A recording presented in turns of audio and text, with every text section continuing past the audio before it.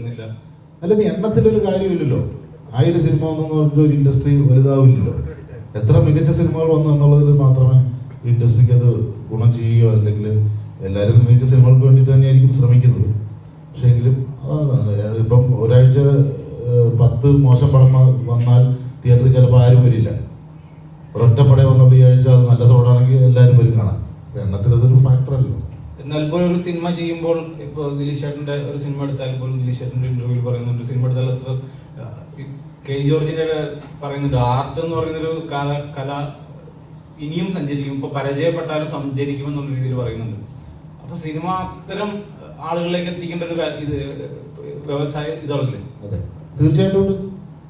അല്ല, അതിനകത്ത് എനിക്ക് അഭിപ്രായ വ്യത്യാസമൊന്നുമില്ല. അപ്പോൾ അതിന് സാധ്യമാകുന്ന ബഡ്ജറ്റിലായിരിക്കണം നമ്മൾ സിനിമ ചെയ്യേണ്ടത് എന്നുള്ളതാണ് എനിക്ക് തോന്നിയിട്ടുള്ളത്. അങ്ങനത്തെ സിനിമകൾ പറയുമ്പോൾ നമ്മൾ അതിന് സാധ്യമായിട്ടുള്ള ബഡ്ജറ്റിലേക്ക് സിനിമകൾ ചെയ്യാൻ ശ്രമിക്കുക. നമുക്കിപ്പോൾ ഇപ്പം ഞാനീ പറയുന്നത് കൊമേഴ്ഷ്യലായിട്ടുള്ള വിജയത്തെക്കുറിച്ച് മാത്രമാണ്. അപ്പം നമുക്ക് എൻ്റർടൈൻമെൻറ്റ് വാല്യൂ ഉള്ള ഒരു സിനിമയിലൂടെ നമുക്ക് നല്ല ആശയം പറഞ്ഞുകൂടെ? അതിന് കുഴപ്പമുണ്ട്. എൻ്റർടൈൻമെൻറ്റ് ഉണ്ട് എന്ന് കരുതി ഒരു നല്ല കണ്ടന്റ് ഇല്ലാണ്ടാവുന്നില്ലല്ലോ.